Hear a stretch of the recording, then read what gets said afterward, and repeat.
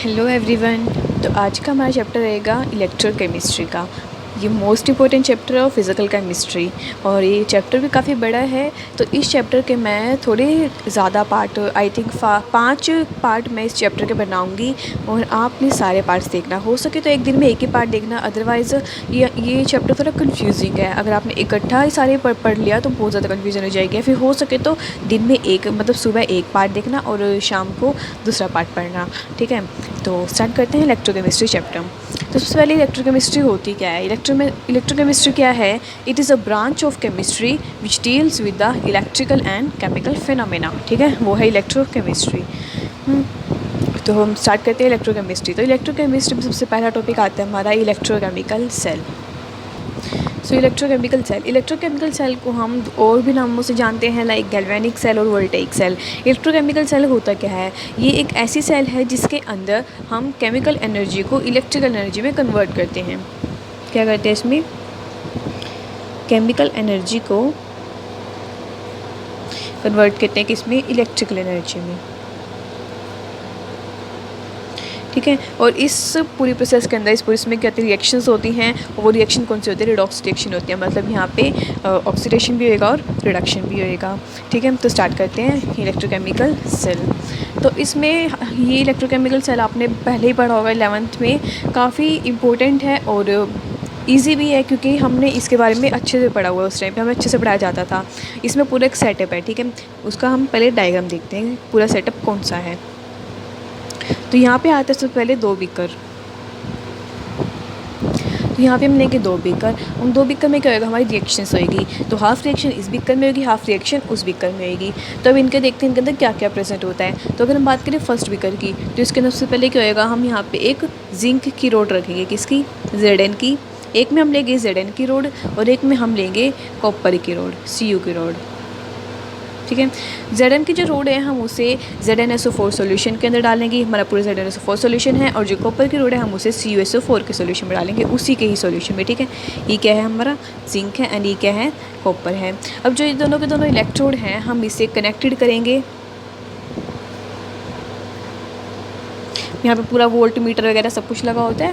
मैं डायरेक्टली बना के दिखा रही हूँ, ठीक है। और जो इलेक्ट्रोड है वो आपस में कनेक्ट हो चुकी है। अब यहाँ पे जो सोल्यूशन है वो भी आपस में कनेक्टेड होता है बाय सॉल्ट ब्रिज। पढ़ा है ना आप सबने? डायग्राम थोड़ा अच्छे से बना लेना। अगर पेपर में डायग्राम अच्छा बनाओगे और लिखा आप में कम है तो तब भी आपको अच्छे मार्क्स मिलेंगे उसमें, ठीक है। तो ये हमारी सॉल्ट ब्रिज एंड पूरा सेटअप। तो इस पूरे सेल के अंदर हमारी एक रिएक्शन होती है। हमने कहा भी रिएक्शन रिडॉक्स रिएक्शन होती है। तो इसमें कौन सी रिडॉक्स रिएक्शन होती है? इसके अंदर होती है ZnCuSO4 की रिएक्शन होती है। ZnCuSO4 का मतलब क्या है? यहाँ पे मतलब Zn प्लस CuSO4 रिएक्ट करेंगे और क्या बनेगा इससे? ZnSO4 plus Cu। अगर मैं इसको इलेक्ट्रॉन्स के उसमें लिखूँ तब कैसे लिखूँगी? Zn plus Cu2 positive gives plus Cu, ठीक है। तो ये थी मेरी पूरी कंप्लीट रिएक्शन। लेकिन अगर मैं हाफ़ रिएक्शन लिखूँ, क्योंकि मेरा 2 बीकर है, एक में अलग अलग में हाफ रिएक्शंस होने वाली है, सॉरी। तो यहाँ पे हम हाफ़ रिएक्शंस लिखते हैं। पहली हाफ़ रिएक्शन लिखेंगे जिसके अंदर हो रही है ऑक्सीडेशन। तो आपको पता चल रहा है देखने में कि ऑक्सीडेशन किसके अंदर हो रही है? ऑक्सीडेशन हो रही है Zn वाले में। तो Zn किस में टूट रहा है? Zn2 पॉजिटिव में। एंड रिडक्शन में क्या? रिडक्शन किसकी हो रही है? Cu2 पॉजिटिव जा रहा है किसके अंदर? Cu में। तो ये मैंने पूरी रिएक्शन होने वाली है। इसका मतलब मेरी इस बीकर में Zn2 पॉजिटिव में टूटेगा और इस बीकर के अंदर Cu2 पॉजिटिव मेरा Cu में जाएगा, ठीक है। एक बात और, यहाँ पे जो हमने सोल्ट ब्रिज यूज़ किया है, इस सोल्ट ब्रिज के अंदर होता क्या है? इस सोल्ट ब्रिज के अंदर हमारा सैचुरेटेड सॉल्यूशन होता है। क्या होता है इसके अंदर? Saturated solution. ये लिख देते हैं साइड में।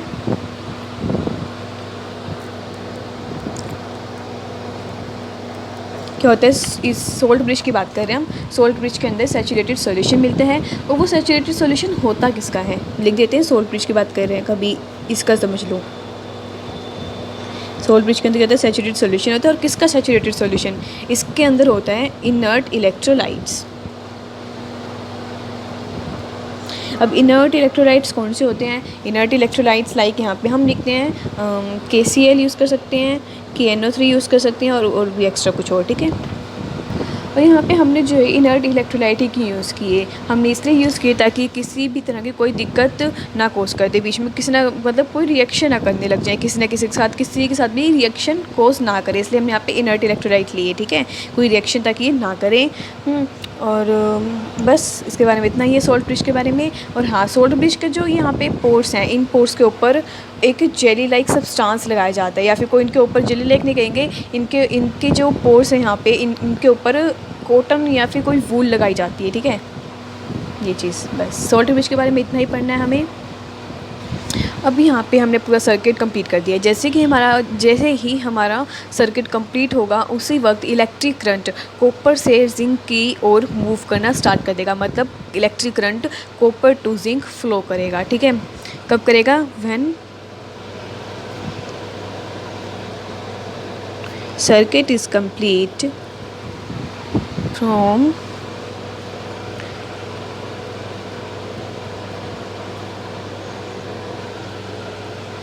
जैसे ही हमारा सर्किट कंप्लीट होगा वहाँ पे इलेक्ट्रिक करंट जैसे कॉपर से जिंक की तरफ फ्लो करना स्टार्ट कर देगा। अगर यहाँ पे कॉपर से जिंक की तरफ हमारा इलेक्ट्रिक करंट फ्लो कर रहा है तो इसका मतलब हमारे जो इलेक्ट्रॉन्स हैं वो जिंक से कॉपर की तरफ मूव करेंगे, है ना। तो जो फ्लो ऑफ इलेक्ट्रॉन रहने वाला है वो कहाँ से होएगा? वो जिंक से कॉपर की तरफ होएगा, ठीक है। अब ये बात आपको भी शायद समझ में ना आए, तो अब एक बार हम स्टार्ट करते हैं हमारी रिएक्शन क्या है। ये इस चीज़ को लास्ट में एक बार दोबारा पढ़ना, ठीक है, जब हमारा टॉपिक कंप्लीट हो जाए तब आपको समझ में आ जाएगा कि मैंने लाइन्स क्यों लिखी है। तो हम स्टार्ट करते हैं। यहाँ पे हमने अभी देखा था हमारी रिएक्शंस कैसी हुई थी, हमारी फर्स्ट हाफ रिएक्शन कैसी हुई थी, जिसमें Zn टूटा था, किसमें? Zn2 पॉजिटिव में टूटा था, और ये क्या थी? हमारी ऑक्सीडेशन। फिर हम बात करें हमारी रिडक्शन भी हुई थी, जिसमें Cu2 पॉजिटिव किस में गया था? Cu में गया था, और वो क्या थी? हमारी रिडक्शन हो रही थी, ठीक है। अब जो जिंक वाली इलेक्ट्रोड जिसका ऑक्सीडेशन हुआ, जिंक का ही इलेक्ट्रोड का ही ऑक्सीडेशन हुआ है ना, तो जो जिंक इलेक्ट्रोड जिसका ऑक्सीडेशन हुआ है, जिस पे ऑक्सीडेशन हुआ है हम उसे बोलेंगे एनोड, एंड वो कॉपर इलेक्ट्रोड जिसके ऊपर रिडक्शन हुआ है हम उसे बोलेंगे कैथोड, ठीक है। अब हमने कहा था कि हाँ, अब ये क्या कर रहा है, इसका क्या हो रहा है? ऑक्सीडेशन हो रहा है, मतलब Zn टूट रहा है Zn2 पॉजिटिव में। जितना भी Zn2 पॉजिटिव वो सारा कहाँ जा रहा है? उसके सॉल्यूशन में जा रहा है, ठीक है, सॉल्यूशन में जा रहा है। और जितने भी इलेक्ट्रॉन थे वो कहाँ डिपॉजिट हो रहे हैं? उस जिंक की इलेक्ट्रोड के अंदर डिपॉजिट हो रहे हैं। तो इस वजह से जो जिंक की इलेक्ट्रोड है वो नेगेटिव टर्मिनल की तरह एक्ट करने लगेगी, ठीक है। एंड जो कॉपर वाली इलेक्ट्रोड है, अब जो इलेक्ट्रॉन है वो कहाँ से कहाँ फ्लो कर रहे थे? इलेक्ट्रॉन फ्लो कर रहे थे जिंक से कॉपर की तरफ, ठीक है। तो जिंक से कॉपर की तरफ जाएंगे। अब उस इलेक्ट्रॉन वहाँ आया, इलेक्ट्रॉन को लेने के लिए सारे के सारे कॉपर Cu2 पॉजिटिव आएंगे, तो वहाँ पे टर्मिनल बनता है पॉजिटिव टर्मिनल। उसकी तरफ उसके सराउंडिंग में बहुत ज़्यादा Cu2 पॉजिटिव हो जाएगा, और Cu2 पॉजिटिव आ गया तो मतलब पॉजिटिव नेचर, तो हमें वहाँ पे क्या होता है? पॉजिटिव टर्मिनल होता है। अब ये पूरे जो हमें करा है अभी जहाँ पे लिखा है, हम इसको भी उस डायग्राम से समझते हैं दोबारा से। देखो, जैसे यहाँ पे सर्किट कंप्लीट हुआ, सर्किट कंप्लीट होते ही जो Zn था ना, Zn किस में टूटा है? Zn2 पॉजिटिव में टूटा है, क्योंकि यहाँ पे क्या हुई है? ऑक्सीडेशन हुई है। सबसे पहले हम ये लिखते हैं, ये क्या है? लेफ़्ट साइड है। लेफ़्ट साइड में क्या हुई? यहाँ पे ऑक्सीडेशन हुई। ऑक्सीडेशन होने के बाद हमने इसको क्या नाम दिया? एनोड नाम दिया। एनोड है, अब यहाँ पे इलेक्ट्रॉन्स इकट्ठे हो रहे थे तो हमने इसको क्या नाम दे दिया? नेगेटिव टर्मिनल है ये। क्या है ये? नेगेटिव टर्मिनल, ठीक है। अब हम देखते हैं यहाँ पे क्या थी? हमारी जिंक थी, जिंक की इलेक्ट्रोड थी। जिंक की इलेक्ट्रोड Zn2 पॉजिटिव में टूट रही है, किसमें? ये वाली रिएक्शन।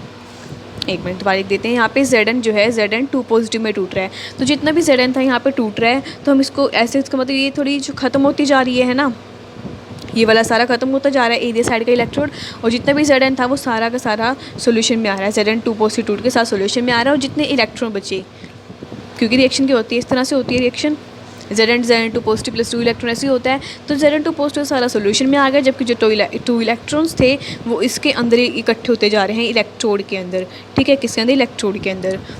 अब हमने कहा, अभी हम बात करते हैं CuSO4 की। CuSO4 क्या है? राइट हैंड साइड है। यहाँ पे क्या हो रही है? रिडक्शन हो रही है। हमने इसको क्या नाम दिया? कैथोड नाम दिया है। एंड ही क्या है?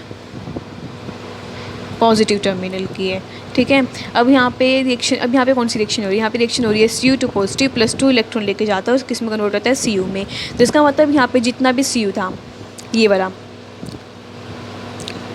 Cu2 positive plus SO4 2 negative, मैं इसको ऐसे लिख सकती हूँ CuSO4 को, Cu2 positive plus SO4 2 negative. अब यहाँ पे जितने भी इलेक्ट्रॉन थे, फ्लो ऑफ इलेक्ट्रॉन कैसे हो रहा है, फ्लो ऑफ इलेक्ट्रॉन हो रहा है इस तरह। फ्लो ऑफ इलेक्ट्रॉन क्या है, जिंक से कॉपर की तरफ फ्लो ऑफ इलेक्ट्रॉन है। इलेक्ट्रॉन कहाँ से कहाँ फ्लो कर रहे हैं, जिंक से कॉपर की तरफ। तो यहाँ से जैसे इलेक्ट्रॉन गए, इसके पास आए, इलेक्ट्रॉन्स को देखने के बाद सारा का सारा जो Cu2 पॉजिटिव है वो इसके अराउंड सराउंडिंग में क्या हो गया, इकट्ठा होने स्टार्ट हो जाता है, ठीक है। और ये थोड़ी बल्कि मास का बन जाता है, ठीक है। तो यहाँ पे रिएक्शन क्या हो, यहाँ तो जाए इसकी जो इलेक्ट्रोड है वो छोटी कम होकर जाती है, जबकि जो कॉपर वाली इलेक्ट्रोड है वो और भी ज़्यादा मोटी होती जाती है, लगा लो इसके सराउंडिंग में बहुत ज़्यादा Cu2 पॉजिटिव आ जाते हैं टू गेन इलेक्ट्रॉन्स, ठीक है। तो ये था पूरा सेटअप, ठीक है। तो उस पूरे सेटअप में हमने एक चीज़ नोट करी, जैसे ही यहाँ पे Zn जो इलेक्ट्रोड है वो Zn2 पॉजिटिव में टूट रही है, तो इसका मतलब इस सॉल्यूशन के अंदर तो बहुत ज़्यादा Zn2 पॉजिटिव हो जाएगा, ठीक है। और इस सॉल्यूशन के अंदर जितना भी Cu2 पॉजिटिव था और SO4 2 नेगेटिव था सॉल्यूशन के अंदर CuSO4 वाला, तो इसमें Cu2 पॉजिटिव तो यहाँ चला गया सारा इलेक्ट्रॉन लेने के लिए। और बात करें जो SO4 2 नेगेटिव यही बचा सॉल्यूशन के अंदर, इसका मतलब इस सॉल्यूशन में तो Zn2 पॉजिटिव बहुत ज़्यादा हो चुका है, इनकी कंसनट्रेशन ज़्यादा हो चुकी है।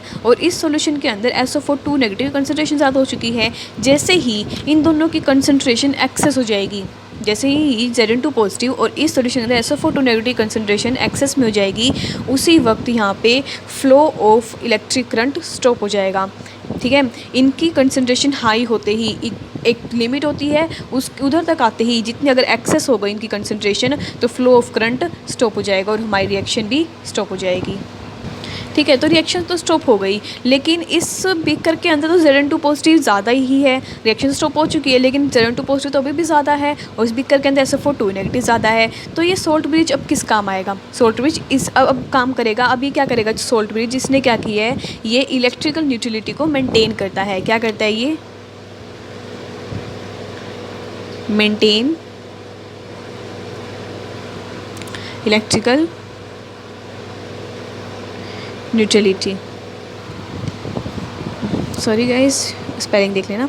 तो ये सोल्ट ब्रिज क्या करता है, इलेक्ट्रिकल न्यूट्रलिटी को मेंटेन करता है। मतलब क्या है कहने का, इस बीकर में पॉजिटिव चार्ज ज़्यादा हो चुका है, इस बीकर में नेगेटिव चार्ज ज़्यादा हो चुका है। अब हमने सोल्ट ब्रिज के अंदर क्या लिया हुआ है, हमने लिया हुआ है KCl और KNO3, ठीक है। क्या लिया हुआ है, KCl और KNO3 लिया हुआ है। मान लिया KCl लिया हुआ है, तो KCl क्या करेगा, जो इलेक्ट्रिकल न्यूट्रलिटी को मेनटेन करने वाला है। तो यहाँ पे तो Zn2 पॉजिटिव था, ये ज़्यादा था, इसको मेंटेन करने के लिए सोल्ट ब्रिज यहाँ पे Cl नेगेटिव छोड़ेगा, ठीक है। और SO4 2 नेगेटिव यहाँ पे ज़्यादा है, तो इसको मेंटेन करने के लिए सोल्ट ब्रिज यहाँ पे K पॉजिटिव छोड़ेगा, ठीक है। तो ये था आपका पूरा टॉपिक इलेक्ट्रोकेमिकल सेल का। इस सेल के अंदर हमें और कुछ भी नहीं पढ़ना, ठीक है।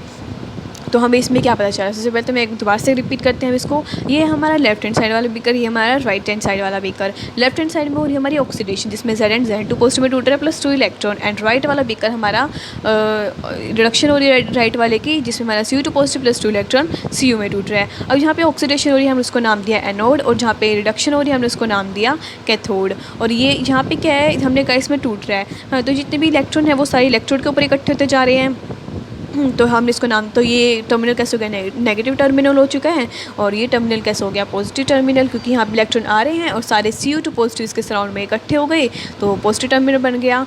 और यहाँ पे फिर Zn2 पॉजिटिव कंसंट्रेशन ज़्यादा हो गई, तो उसको मेंटेन करने के लिए सोल्ट ब्रिज ने Cl नेगेटिव को छोड़ा, और यहाँ पे SO4 2 नेगेटिव कंसंट्रेशन ज़्यादा हो गई, जिसे मेंटेन करने के लिए सोल्ट ब्रिज ने K पॉजिटिव को रिलीज़ किया। और ये था हमारा पूरा सेटअप, जिसके अंदर रिएक्शन है आपको लिखनी ही है।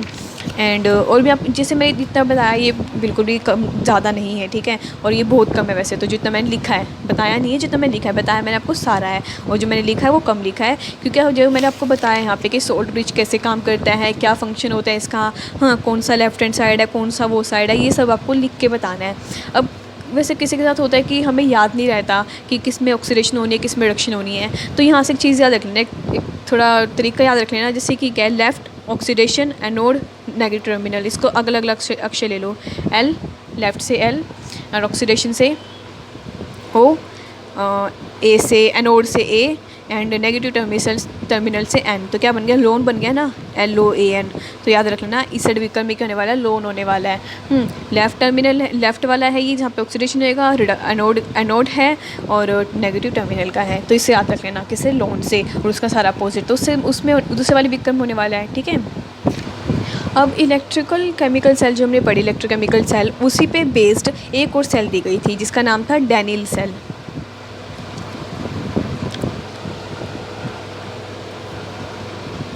क्या नाम था उसका, डैनियल सेल नाम था। उसके अंदर सेटअप देखो पहले कैसे होता है, पहले हम डायग्राम बना लेते हैं।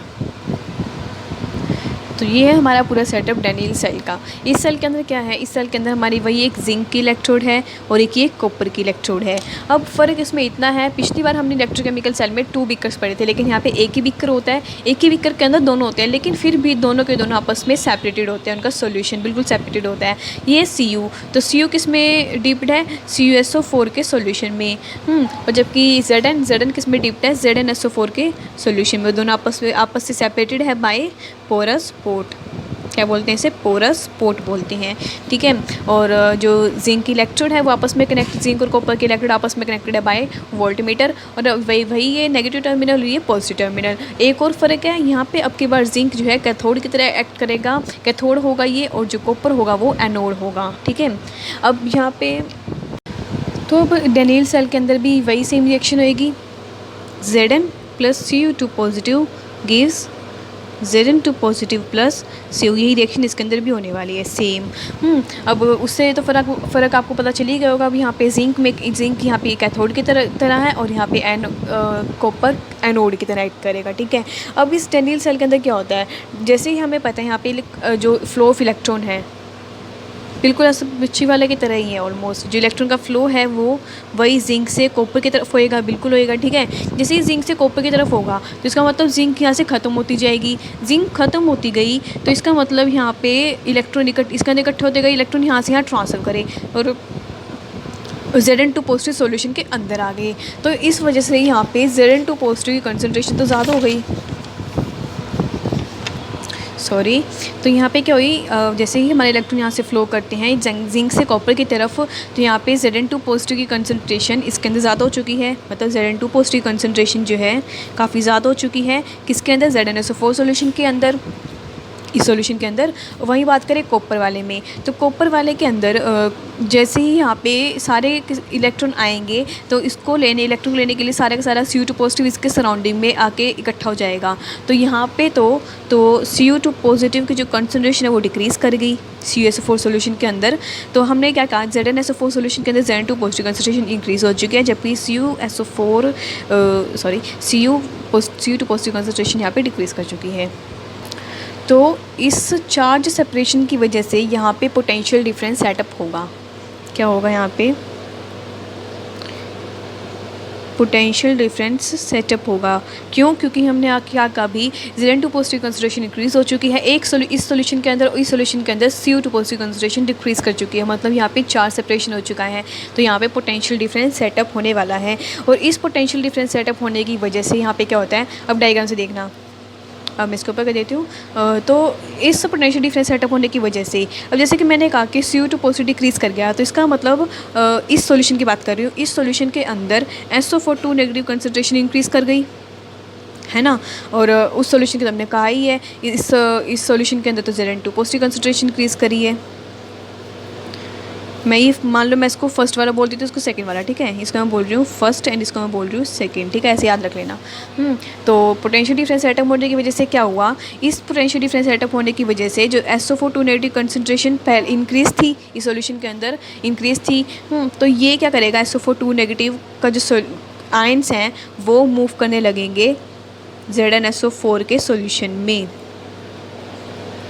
क्या करेंगे, यहाँ पे पोटेंशियल डिफरेंस सेटअप होने की वजह से SO4 नेगेटिव जो आयंस थे, कौन से SO4 नेगेटिव, ये CuSO4 वाले, यहाँ पे इसकी कंसंट्रेशन ज़्यादा हो चुकी थी, तो ये यहाँ पे ZnSO4 के सॉल्यूशन के अंदर मूव करने लग जाएंगे, ठीक है। और जो यहाँ पे Zn2 पॉजिटिव कंसंट्रेशन ज़्यादा थी, फर्स्ट वाले में Zn2 पॉजिटिव कंसंट्रेशन ज़्यादा थी, तो ये अब CuSO4 के सॉल्यूशन में मूव करेंगे। ये किसके अंदर मूव करेंगे, ये मूव करेंगे CuSO4 के सॉल्यूशन में। ठीक है, इनके अंदर बस ये एक बहुत बड़ा डिफरेंस था, पहले वाली उसके अंदर और इसके अंदर। और जो यहाँ पे ये है पोरस पोर्ट लिया हमने, तो यहाँ पे पोरस पोर्ट का यही मेन रोल था कि ये क्या करता है, इलेक्ट्रिकल या फिर को वही इलेक्ट्रिकल यूटिलिटी या फिर इलेक्ट्रिकल इलेक्ट्रोलाइट कंटेंट को आपस में इनके बीच मतलब एस्टेब्लिश करता है, इलेक्ट्रोलाइट कंटेंट को एस्टेब्लिश करके रखता है ये कौन, पोरस पोर्ट। क्योंकि पोरस पोर्ट के ही थ्रू यहाँ पे CuSO4 इस सॉल्यूशन में जाएगा, SO4 2 नेगेटिव इस सॉल्यूशन में जाएगा और Zn2 पॉजिटिव बाहर के सॉल्यूशन में जाएगा। तो यहाँ पे पोरस पोर्ट का काम क्या है, पोरस पार्टीशन या फिर को पोरस पार्टीशन की वजह से क्या हुआ, यहाँ पे इलेक्ट्रोलाइट कंटेंट जो था वो एस्टेब्लिश रहा। ठीक है, between solution and two half cell, दोनों हाफ सेल्स के बीच में और सॉल्यूशन के बीच में क्या रहा, इलेक्ट्रोलाइट कंटेंट जो है एस्टेब्लिश हो गया बाय पोरस पार्टीशन या फिर को पोरस पोर्ट। तो हमारा अगला टॉपिक आता है अब इलेक्ट्रोलिटिक सेल।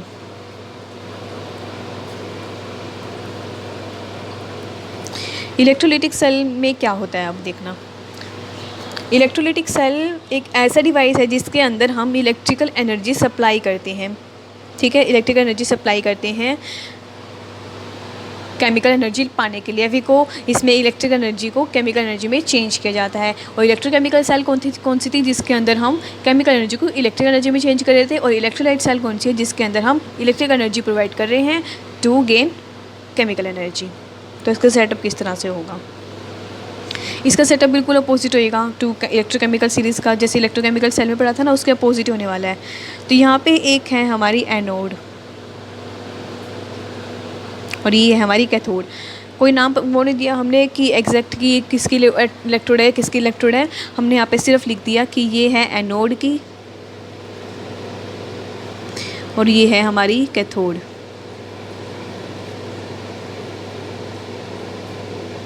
ठीक है, एक है एनोड और एक है कैथोड, जिसको हमने बैटरी से कनेक्ट किया। और जिसको हमने बैटरी से कनेक्ट किया, बैटरी से ऐसे कनेक्ट करो, इसको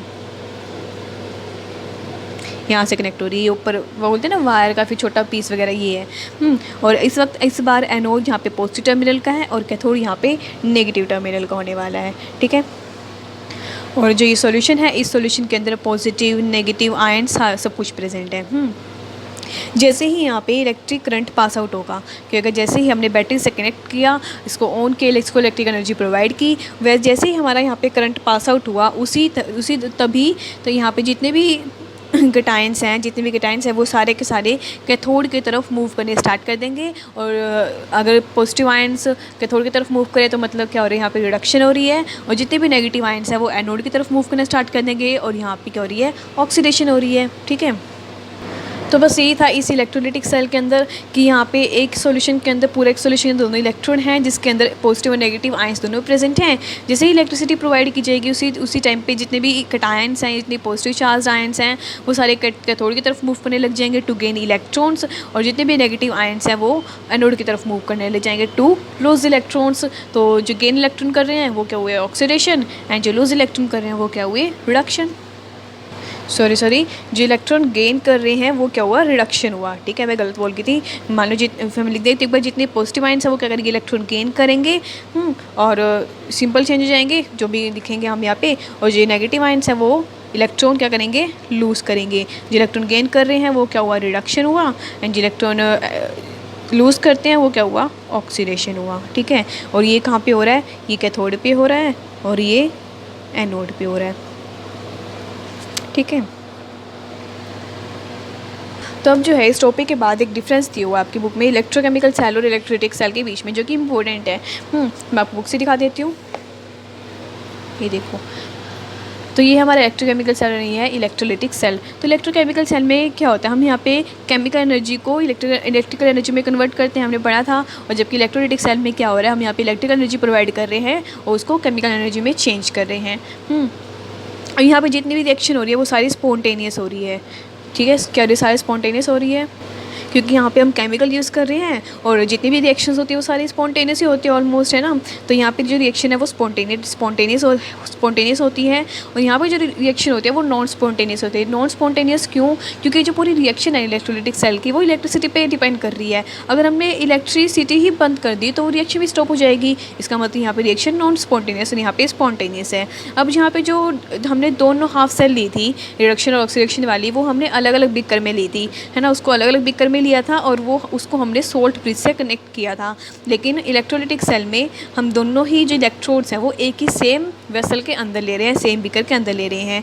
उस इलेक्ट्रोकेमिकल सेल में एनोड नेगेटिवली चार्ज था और कैथोड जो था वो पॉजिटिवली चार्ज था। लेकिन यहाँ पे अपोजिट है, यहाँ पे एनोड पॉजिटिवली चार्ज है और कैथोड नेगेटिवली चार्ज है। यहाँ पे फिर इलेक्ट्रॉन एनोड से कैथोड की तरफ मूव कर रहे हैं, इलेक्ट्रॉन्स कहाँ से कहाँ माइग्रेट कर रहे हैं, एनोड से कैथोड की तरफ। और इलेक्ट्रोलाइटिक सेल में क्या होता है, हम वहाँ पे इलेक्ट्रॉन्स बाहर से प्रोवाइड करते हैं, ठीक है। तो हमारा नेक्स्ट टॉपिक आता है रिप्रेजेंटेशन ऑफ इलेक्ट्रोकेमिकल सेल। तो इलेक्ट्रोकेमिकल सेल में हमारी रिएक्शन कैसे हुई थी, हमारी एक बार रिएक्शन लिख देखते हैं हम। एनोड साइड पे हमारी रिएक्शन हुई थी, Zn टूटा था किसमें, Zn2 पॉजिटिव में। एंड कैथोड साइड हमारी रिएक्शन हुई थी जिसमें Cu2 पॉजिटिव ने इलेक्ट्रॉन गेन किए थे और किसमें चेंज हुआ था, Cu में। तो जब हम किसी सेल की रिप्रेजेंटेशन करते हैं उसे लिखने का तरीका क्या होता है, सबसे पहले हम एनोड के बारे में लिखते हैं। एनोड में सबसे पहला हम सॉलिड फेज लिखते हैं। सॉलिड फेज का कहने का मतलब क्या है, जैसे कि सबसे पहले हम एनोड वाली रिएक्शन लिखेंगे। एनोड वाली रिएक्शन में सबसे पहले सॉलिड फेज कौन सा था, यहाँ पे Zn का था। तो Zn सॉलिड फेज में है और किस में कन्वर्ट हुआ, Zn2 पॉजिटिव में कन्वर्ट हुआ। उसको हम सिंगल वर्टिकल लाइन से लिखेंगे, फिर Zn2 पॉजिटिव में कन्वर्ट हुआ, ठीक है। और उसकी कितनी कंसनट्रेशन है वो लिखने की ज़रूरत भी नहीं है, लेकिन आप लिख सकते हो क्योंकि हर क्वेश्चन में फिर तो अलग अलग दी होएगी। हम लिख लेते हैं कि चलो उसकी कंसंट्रेशन हमने 1 मोलर ले रखी थी उसमें, ठीक है। फिर उसके बाद हम लिखेंगे यहाँ पे फिर कैथोड वाली। जैसे हमने एनोड में पहले सॉलिड फेज लिखा, बाद में हमने इसका इलेक्ट्रोलाइट लिखा, Zn2 पॉजिटिव बाद में लिखा इलेक्ट्रोलाइट आयंस को। लेकिन कैथोड में क्या होता है, सबसे पहले हम यहाँ पे इलेक्ट्रोलाइट लिखते हैं, बाद में हम क्या लिखते हैं, उसके बाद फर्स्ट हम इलेक्ट्रोलाइट लिखते हैं और सेकेंड हम उसका सॉलिड फेज लिखते हैं, ठीक है।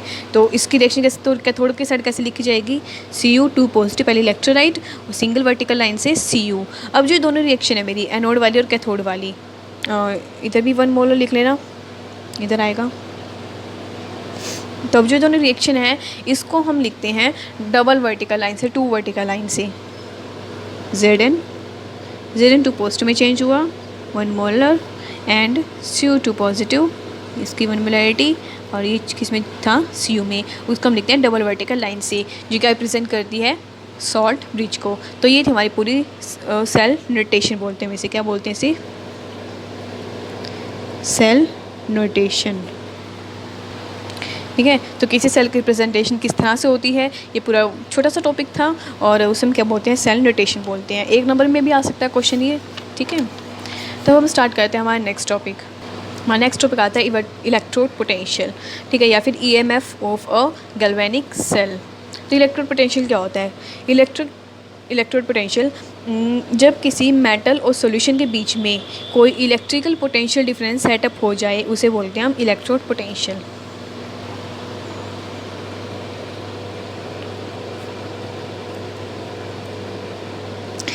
तो यहाँ पे क्या लिखा मैंने, जब किसी मेटल आयन और सॉल्यूशन के बीच में कोई इलेक्ट्रिकल पोटेंशियल डिफरेंस सेटअप हो गया तो वहाँ पे तो हम क्या बोलेंगे, उसी क्या बोलते हैं, इलेक्ट्रोड पोटेंशियल बोलते हैं।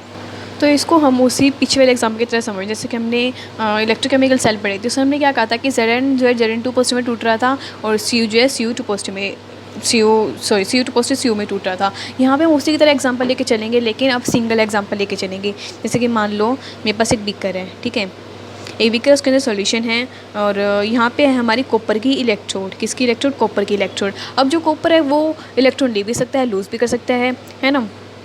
तो ये कॉपर है, एक बार हम मान लेते हैं कि कॉपर ने जो है इलेक्ट्रॉन लिए, तो Cu2 पॉजिटिव ने इलेक्ट्रॉन लिए 2 इलेक्ट्रॉन एंड किस में कन्वर्ट हो गया Cu में। तो इसका मतलब यहाँ पे जो Cu2 पॉजिटिव इलेक्ट्रॉन जब लिए तो Cu में कन्वर्ट हुआ। इसका मतलब इस इलेक्ट्रोड के चारों तरफ Cu आया होगा, जैसे हमने पीछे कहा था इलेक्ट्रॉन जब आए थे Zn से कॉपर की तरफ, तो यहाँ पे सारे के सारे कॉपर इसके सराउंडिंग में आके अटैच हो गए थे, ठीक है। तो इसका मतलब यहाँ पे काफ़ी ज़्यादा पॉजिटिव चार्ज हो चुका है, क्या हो चुका है यहाँ पे, more positive charge positive charge with respect to solution, है ना। फिर एक बार हम मान लेते हैं कि जो कॉपर ने इलेक्ट्रॉन लूज़ किए, Cu gives Cu2 positive plus 2 electron, उस केस में क्या होएगा? अगर ऐसा हुआ तो उस केस में जो कॉपर की इलेक्ट्रोड है वो कम होने स्टार्ट हो जाएगी, है ना। कॉपर की इलेक्ट्रॉन जो है कम होने स्टार्ट हो जाएगी, छोटी होने स्टार्ट हो जाएगी, और इसका मतलब यहाँ पे इस इलेक्ट्रोड के अंदर नेगेटिव चार्ज आ जाएगा। वही था ना सेम कंडीशन जिंक वाली, जो कि Zn2 पॉजिटिव में टूट रहा था और जितने भी इलेक्ट्रॉन थे वो सारे इलेक्ट्रोड के अंदर ही डिपॉजिट होते जा रहे थे इलेक्ट्रॉन्स। तो यहाँ पे इस इलेक्ट्रोड की बात करें, हम इलेक्ट्रोड की बात करें अभी, जैसे हमने कहा कि ऊपर वाली जो इलेक्ट्रोड थी इस केस में इलेक्ट्रोड मोर पॉजिटिव चार्ज थी विद रिस्पेक्ट टू सोल्यूशन, और इस वाले केस में जो इलेक्ट्रोड है वो मोर नेगेटिवली चार्ज है विद रिस्पेक्ट टू सॉल्यूशन। ये समझ में आ गया। हम यहाँ पे सिर्फ इलेक्ट्रोड की बात कर रहे हैं। ऊपर वाले में जो इलेक्ट्रोड थी वो मोर पॉजिटिव चार्ज थी विद रिस्पेक्ट टू सॉल्यूशन, और हम बात करें कि इधर ये मोर नेगेटिव चार्ज है विद रिस्पेक्ट टू सॉल्यूशन। तो इस तरह से यहाँ पे एक पोटेंशियल डिफरेंस सेटअप हो चुका है, क्योंकि यहाँ पे देखो इस वाले में सॉल्यूशन से ज़्यादा पॉजिटिव चार्ज इसका है, मतलब इन दोनों के बीच में एक पोटेंशियल डिफरेंस सेटअप है। यहाँ पे चार्ज का सेपरेशन बहुत ज़्यादा है, जिस वजह से यहाँ पे पोटेंशियल डिफरेंस सेटअप हो चुका है। यहाँ पे बात करें, यहाँ पे भी इस इलेक्ट्रोड में और सॉल्यूशन में चार्ज डिफरेंस बहुत ज़्यादा है, जिस वजह से यहाँ पे पोटेंशियल डिफरेंस सेटअप हो चुका है। और अगर किसी मेटल आयन, मेटल ही है, मेटल आयंस यहाँ पे लगा लो, मेटल आयंस और सॉल्यूशन के बीच में अगर कोई किसी तरह का चार्ज डिफरेंस सेटअप हो जाए, उसका मतलब वहाँ पे पोटेंशियल डिफरेंस सेटअप हो चुका है, और उसे हम बोलते हैं इलेक्ट्रोड पोटेंशियल। ठीक है। अब जो है एक इलेक्ट्रोड पोटेंशियल जो है किस किन बातों पे डिपेंड करता है? तो फर्स्ट वो डिपेंड करता है nature of metal and it's ion.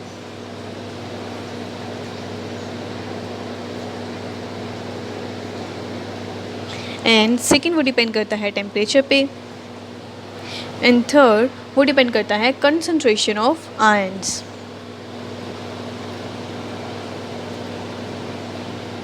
In solution. अभी आप खुद ही समझ ही होंगे कि इसने कहा मेटल और आयंस के नेचर पे डिपेंड करता है, क्योंकि जिस तरह का मेटल होगा और क्या पता उसके आयंस किस तरह का, उसी पे डिपेंड करता है। क्योंकि हमने क्या कहा यहाँ पे पोटेंशियल डिफरेंस सेटअप हो रहा है मेटल आयन और इस सॉल्यूशन के बीच में, जिसका मतलब यहाँ पे मेटल और आयंस पे भी तो डिपेंड करे ना, वो किस तरह के आयंस हैं, कितने चार्ज डिफरेंस वो शो करते हैं, कितना मतलब गेन करते हैं, कितना लूज़ करते हैं, है ना।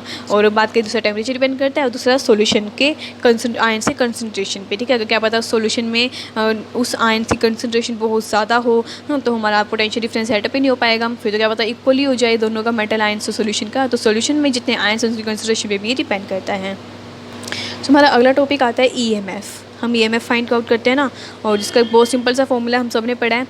अगर हमें ईएमएफ निकालनी है, ई ऑफ सेल निकालनी है पूरी, जिसमें half cell reactions given, 2 half cell reaction वाली, तो उसमें हम क्या करते हैं, कैथोड वाले का कैथोड वाले का reduction potential minus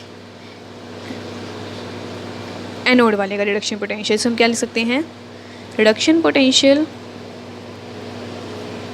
of cathode minus reduction potential of anode. ये है हमारी रिएक्शन। या फिर बात कर लो, या फिर हम इसको लिख सकते हैं ई of right minus E of left. इस सब हाँ ये हम सबको निकालना आता है। ठीक है गाइस, तो इस वीडियो में हम इतना ही पढ़ेंगे। इसमें हमने आई थिंक 3 या 4 या 5 टॉपिक ही पढ़े होंगे। और ये हमारा सबसे बेसिक है। अगर हमें ये अच्छी तरह समझ में आ गया ना, तब हम आगे वाला अच्छी तरह से ग्रैब कर सकते हैं, अच्छी तरह से इसको समझ सकते हैं, क्योंकि आगे थोड़ी कन्फ्यूज़न भी हो सकती है आपको। इसी वजह से सबसे पहले ये वीडियो ज़रूर पूरी देखना। कम भी सोचो कि हाँ हमें तो आता है। अगर आपको आता है तो आप खुद करके देखो ना, इसको साथ साथ करके देखो, मतलब साथ साथ लिख के देखो। ठीक है, लेकिन स्किप मत करना, लेकिन करना ही ज़रूर है। ठीक है। उसके बाद हम अगला टॉपिक पढ़ेंगे अगली वीडियो में, रिवर्सिबल सेल के बारे में, जो कि सबसे इम्पोर्टेंट, मोस्ट इम्पोर्टेंट है, और इससे तो हर बार क्वेश्चन आता है। तो वो वीडियो स्किप मत करना। और उसका सिर्फ उस पूरे टॉपिक पे मैं सिर्फ एक ही वीडियो बनाऊंगी। ठीक है, मतलब एक वीडियो में उस पूरे टॉपिक के बारे में बताऊंगी, उससे एक्स्ट्रा हम कुछ नहीं पढ़ेंगे, सिर्फ रिवर्सिबल सेल के बारे में पढ़ेंगे। ठीक है, बाय।